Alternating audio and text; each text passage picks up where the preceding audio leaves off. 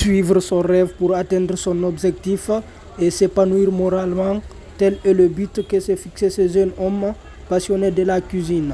Malgré les multiples difficultés qu'il rencontre du jour au lendemain, Ibrahim travaille durement pour aller loin avec ce métier.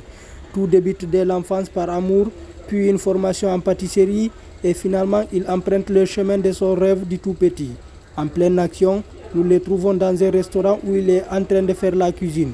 Il nous partage son début, son expérience, ses difficultés ainsi que ses objectifs à long terme avec le métier de la cuisine.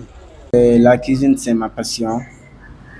J'aime faire des plats, des desserts, la pâtisserie, faire des gâteaux, etc.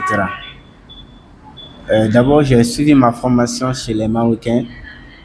Euh, Il y avait un chef là-bas, un chef guinéen, qui s'appelle Chef Ibrahim Khalil. Aujourd'hui, je lui remercie. C'est grâce à lui, aujourd'hui, j'ai appris beaucoup de choses. Il me motivait toujours.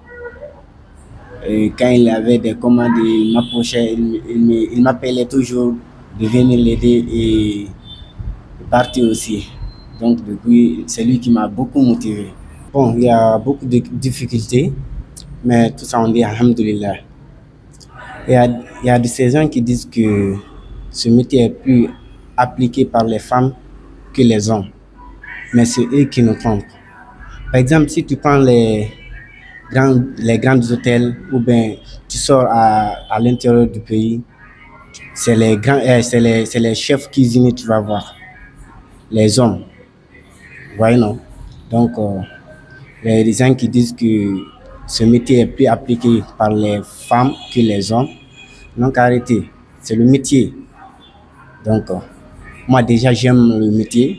Donc, personne ne peut me décourager. L'objectif, c'est de réaliser mes projets, valoriser la culture guinéenne à national et international.